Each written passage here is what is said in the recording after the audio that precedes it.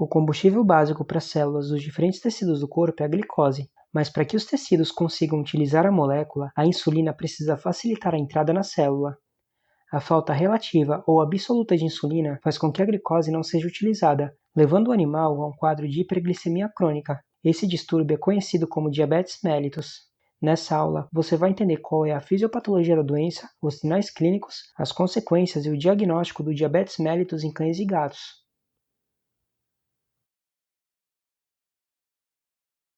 O pâncreas é uma glândula mista que possui tanto funções endócrinas quanto exócrinas. A sua porção exócrina compõe a maior parte do parênquima e é formada por ácidos que produzem enzimas digestivas. A porção endócrina é formada pelas ilhotas pancreáticas, que ficam dispersas em meio ao tecido exócrino. Nessas ilhotas existem as células alfa, que representam 25% do total de células e secretam glucagon.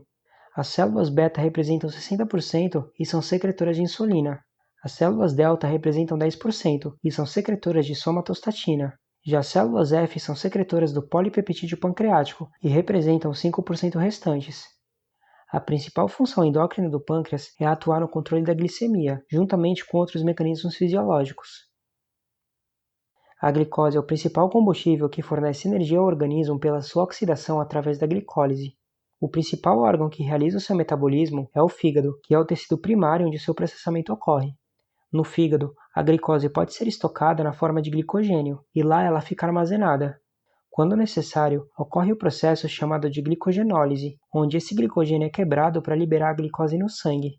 Outro processo que também permite a liberação da glicose no sangue é a gliconeogênese, onde o fígado transforma os aminoácidos e outras moléculas em glicose. No hipotálamo, existe um sensor para o controle da glicemia chamado de glicostato. Quando há hipoglicemia, esse sistema capta essa alteração e induz a liberação de hormônios que estimulam o aumento da glicose no sangue, como a adrenalina, o cortisol, o GH e o glucagon. Esses hormônios são chamados de hiperglicemiantes, porque eles possuem diversos mecanismos como diminuição da captação de glicose pelas células teciduais, inibição da síntese de glicogênio, estímulo da gliconeogênese e glicogenólise. E também podem ativar mecanismos catabólicos como a proteólise e a lipólise, para que as fontes de energia sejam mantidas. Mas quando a gente fala de controle da glicemia, as células endócrinas pancreáticas possuem um papel central nisso, já que elas são influenciadas diretamente pela quantidade de glicose no sangue. Se a gente pegar os cães como exemplo, a glicemia fica em torno de 120 mg por decilitro. Quando a glicose diminui para valores inferiores a 50 mg por decilitro, as células alfa iniciam a secreção de glucagon. Quando a glicemia fica superior a 150 mg por decilitro, a secreção de insulina aumenta e a de glucagon é suprimida, já que a insulina inibe o glucagon. É por isso que em animais incapazes de secretar insulina, a hiperglicemia é mantida, já que o glucagon não é inibido e a produção hepática de glicose é mantida. O efeito da insulina é hipoglicemiante, e a sua secreção é suprimida quando a glicemia é inferior a 80 mg por decilitro, e completamente abolida com valores inferiores a 30 mg por decilitro. Conforme a glicemia aumenta, a secreção de insulina também aumenta proporcionalmente. Temos que ter em mente que a insulina é o hormônio mais anabólico do organismo, já que ela estimula a gliconeogênese, a glicólise, síntese proteica principalmente no tecido muscular aumentando a massa muscular, faz lipogênese para estocar gordura e muito mais. O diabetes mellitus é a deficiência crônica de insulina, seja ela absoluta ou relativa, que resulta em hiperglicemia crônica. Uma vez que a deficiência é estabelecida, a utilização de glicose, aminoácidos e ácidos graxos é reduzida pelos tecidos periféricos. A falta de insulina eleva os níveis de glucagon no sangue, o que faz com que o fígado acelere os processos de gliconeogênese e glicogenólise, ou seja, ele começa a liberar altas quantidades de glicose no sangue. Além disso, a glicose proveniente da dieta aumenta ainda mais a hiperglicemia. A glicemia aumentada prejudica a secreção de insulina e aumenta a resistência insulínica nos tecidos. O excesso de glicose no sangue é filtrado pelos rins, mas a quantidade é tanta que ultrapassa o limiar de reabsorção tubular e ela acaba saindo em excesso na urina, o que é chamado de glicosúria. Nos gatos, o limiar de reabsorção é em torno de 300 mg por decilitro. Já nos cães, o limiar fica em torno de 180 mg por decilitro, e caso esse valor seja ultrapassado, ela acaba saindo na urina. A glicose também puxa água por osmose, levando o animal a ter uma diurese osmótica, isso é, uma poliúria. E outra consequência disso é que o mecanismo da sede é acionado, levando o animal a ter uma polidipsia compensatória. Apesar da grande quantidade de glicose circulante, os tecidos não conseguem utilizar a molécula por conta da falta de insulina. Dessa forma, o organismo começa a ativar as vias metabólicas como se estivesse em uma situação de jejum prolongado, e as reservas energéticas começam a ser utilizadas. Na musculatura, a insulina tem efeito anabólico, e a sua falta promove o aumento do catabolismo muscular para disponibilizar aminoácidos para a gliconeogênese. O seu efeito anabólico sobre o tecido adiposo é inibido, então começa a ocorrer lipólise para liberar ácidos graxos não esterificados para o sangue, já que eles são utilizados como fonte de energia. Perceba que a degradação do tecido muscular e do tecido adiposo faz com que o animal perca peso. No encéfalo, existem duas estruturas que controlam a procura de comida pelo animal, o centro da saciedade e o centro da fome. O centro da saciedade não é acionado por falta de insulina. A insulina é responsável pela sua ativação porque ela faz com que a glicose entre nas células do centro da saciedade. Se a glicose não entra, é entendido que o animal não se alimentou. O centro da saciedade é responsável por inibir o centro da fome, ou seja, esse centro fica constantemente acionado, fazendo com que o animal sinta muita fome e a procura de alimento seja constante. A consequência disso é que o animal desenvolve polifagia. Tudo isso que foi explicado dá origem aos 4 P's da diabetes: a poliúria, polidipsia, perda de peso e polifagia. Esses são os principais sinais clínicos que auxiliam o clínico no diagnóstico. Como já mencionado antes, os animais podem ter o que conhecemos como resistência insulínica. A resistência insulínica é uma condição patológica onde a resposta dos tecidos periféricos à insulina é diminuída. Então, em outras palavras, a insulina está presente, mas o efeito biológico dela na célula está diminuído. Dessa forma, o pâncreas precisa secretar maior quantidade de insulina para que ela faça o seu efeito biológico na célula. Inúmeros hormônios podem gerar resistência insulínica, como por exemplo os glicocorticoides, as catecolaminas, os hormônios tiroidianos, o GH, o glucagon e os progestógenos. E também existem inúmeras doenças. Então, doenças como a pancreatite, a lipidose hepática, a colangiopatite, as infecções do trato urinário, a doença renal crônica, o hipertiroidismo, o hiperadrenocorticismo, a doença inflamatória intestinal e doenças cardíacas também podem gerar resistência insulínica. Animais com essas doenças frequentemente são diagnosticados também com diabetes mellitus. A hiperglicemia crônica leva a um efeito chamado de glicotoxicidade. Consequentemente, isso vai gerar uma série de outras anormalidades, como por exemplo, ela vai reduzir ainda mais a secreção de insulina, interfere nos mecanismos de transporte da glicose, aumenta a resistência insulínica nos tecidos periféricos, dentre outras anormalidades, que se não forem controladas, pode levar o animal ao óbito.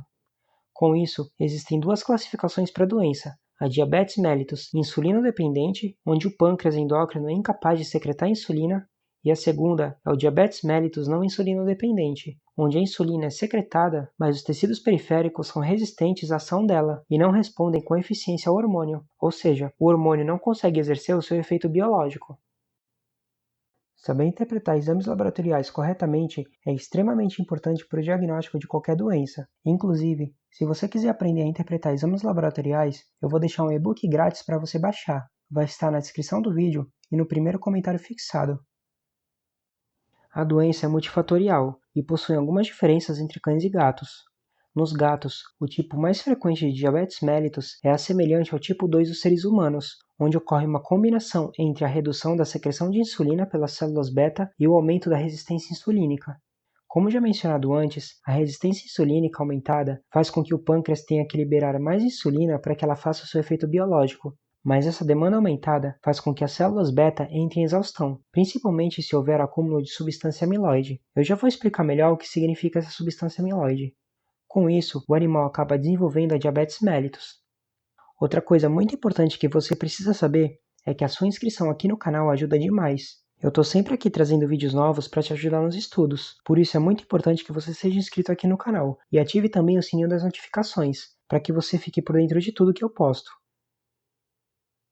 Nesses animais, ela pode ocorrer por fatores como obesidade, dieta, medicamentos que causem resistência insulínica, destruição imunomediada de células beta, pancreatite crônica ou amiloidose. A amiloidose é a característica morfológica mais comum de gatos. O amiloide é um material derivado do polipeptídeo amiloide secretado normalmente pelas células beta e ele é secretado juntamente com a insulina. Então, ele começa a se acumular nas células beta, causando a sua perda. Quando a resistência insulínica é alta, as células beta são muito estimuladas a secretar insulina, e com isso, acaba levando ao acúmulo desse material amiloide nas ilhotas. O surgimento da doença está relacionado com a idade, o peso e o sexo do animal. Gatos com um peso maior que 6 kg são mais propensos a desenvolver a doença. Em animais idosos, a chance aumenta de 8 a 14 vezes. Os machos inteiros apresentam um dobro de probabilidade quando comparados às fêmeas inteiras. Os animais castrados, por aumentarem de peso, podem estar mais propensos a desenvolver a doença. Agora, quando a gente fala de cães, praticamente todos eles apresentam diabetes mellitus insulino dependente, ou seja, o pâncreas não é capaz de secretar insulina para que ela faça o seu efeito biológico. Esse tipo de diabetes mellitus é semelhante ao tipo 1 de humanos, onde ocorre infiltração de linfócitos nas ilhotas. Mas existem várias causas, que incluem a predisposição genética, pancreatite, obesidade, doenças ou fármacos que causem resistência insulínica, como, por exemplo, o hiperadrenocorticismo, a acromegalia, os glicocorticoides, a insuficiência renal, doenças cardíacas e síndromes metabólicas.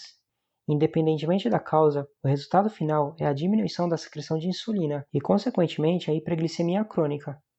Dentre as comorbidades, cães com hiperadrenocorticismo é muito mais comum cursarem com diabetes mellitus pela resistência insulínica que a doença causa. As fêmeas são 2 vezes mais afetadas que os machos, e os machos castrados são mais predispostos a desenvolverem a doença do que os cães inteiros. Algumas raças como o Poodle Toy em miniatura, Schnauzer, Labrador e o Pinscher, dentre outras raças, são mais predispostas. Frequentemente, os animais apresentam histórico de alimentação excessiva e desequilibrada, além de abuso de petiscos e sobrepeso. As manifestações clínicas clássicas do diabetes mellitus são os 4 P's que já foram explicados antes: a poliúria, polidipsia, polifagia e perda de peso. Mas além desses sinais clássicos, o animal pode ter outras complicações, e uma das mais graves é a cetoacidose diabética, que pode levar o animal ao óbito. Essa alteração é decorrente da falta de insulina, combinada com excesso de hormônios hiperglicemiantes, como as catecolaminas, o cortisol, o glucagon e o GH, o que acaba levando o animal a alterações metabólicas extremas, como acidose metabólica, desidratação, cetonemia e perda de eletrólitos. Como já foi explicado antes, a falta de insulina leva a várias alterações, e uma delas é a lipólise. Os triglicerídeos do tecido adiposo são quebrados e liberados no sangue na forma de ácidos graxos não esterificados. Essas moléculas servem como fonte de energia para vários tecidos, mas uma grande parte delas é assimilada pelo fígado e transformada em corpos cetônicos. A quantidade exacerbada de corpos cetônicos esgota a capacidade do sangue em fazer o tamponamento, e o sangue começa a ficar mais ácido. Isso vai resultar em acidose metabólica. Os corpos cetônicos em excesso serão filtrados pelo rim e vão sair na urina, gerando cetonúria. E assim como a glicose, eles também puxam água, contribuindo ainda mais para a diurese osmótica. A perda de água tanto pela urina quanto pela êmese faz com que o animal fique desidratado, e a desidratação diminui a taxa de filtração glomerular, retendo ainda mais corpos cetônicos e glicose no sangue. A desidratação gera hipovolemia. Se a hipovolemia for grave e aliada à acidose metabólica, isso pode levar o animal a desenvolver insuficiência renal e choque. Existem também outras complicações do diabetes mellitus. Frequentemente, os animais podem apresentar catarata. A formação de catarata normalmente é rápida e bilateral. A alteração está ligada diretamente ao grau de hiperglicemia. Fisiologicamente, a glicose e outros metabólitos penetram livremente no cristalino pelo humor aquoso, e a concentração fica em torno de 10%.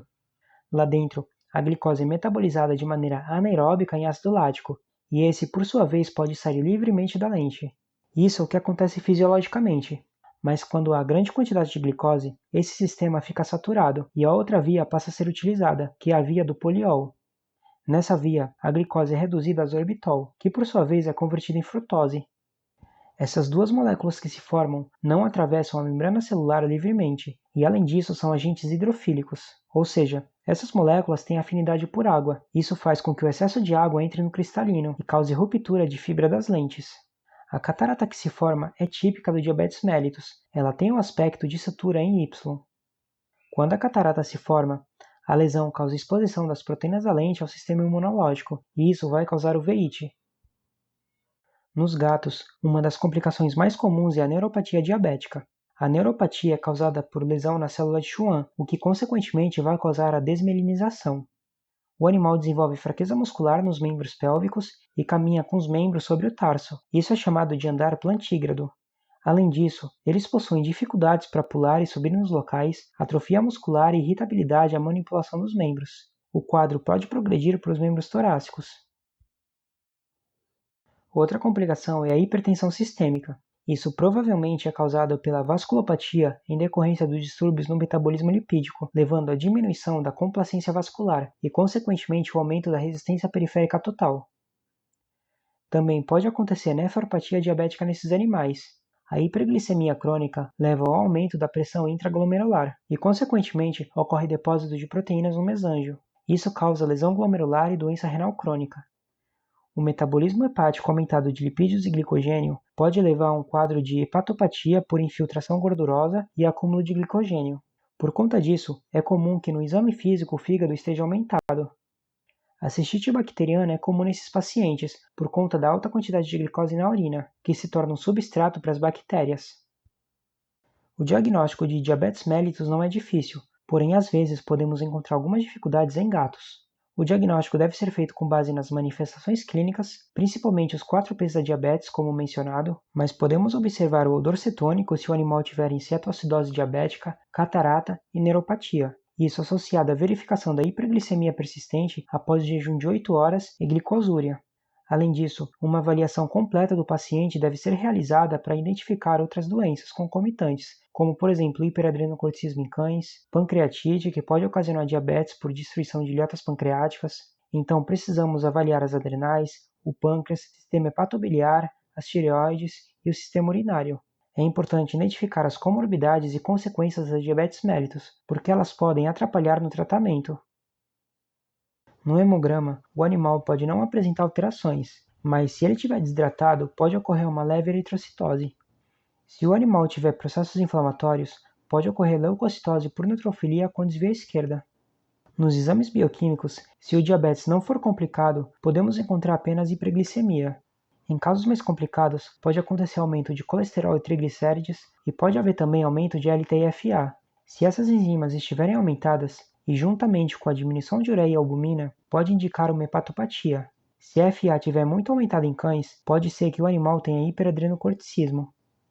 Na urinálise, podemos observar uma densidade hiperestenúrica, além de glicosúria, presença de bactérias com ou sem leucócitos. Se você se sente perdido nos exames laboratoriais e tem dúvida de como interpretar essas alterações para chegar no diagnóstico das doenças, eu vou deixar um e-book gratuito na descrição do vídeo. E também vou deixar um link de um curso completo de interpretação de exames laboratoriais, que nesse momento está em promoção, então dá uma conferida lá. Em gatos, é muito comum ocorrer hiperglicemia de estresse na hora da coleta, e o excesso de glicose pode sair na urina, e por isso podem surgir dúvidas no diagnóstico. Um teste que pode ser usado para tirar essa dúvida é a frutosamina. A frutosamina é formada pela ligação entre a glicose e as proteínas séricas, principalmente a albumina. Ela se forma de 3 a 4 dias após a hiperglicemia. E como ela depende da meia-vida das proteínas séricas, ela indica a concentração de glicose das 2 ou 3 semanas anteriores, fornecendo informações mais fidedignas sobre o metabolismo da glicose. Ela não é influenciada pelas mudanças agudas na concentração de glicose no sangue. Então, com ela é possível diferenciar a hiperglicemia de estresse crônico da hiperglicemia persistente do diabetes mellitus. Esse foi o resumo sobre diabetes mellitus em cães e gatos. Essa aula vai ficar por aqui. Até a próxima. Valeu!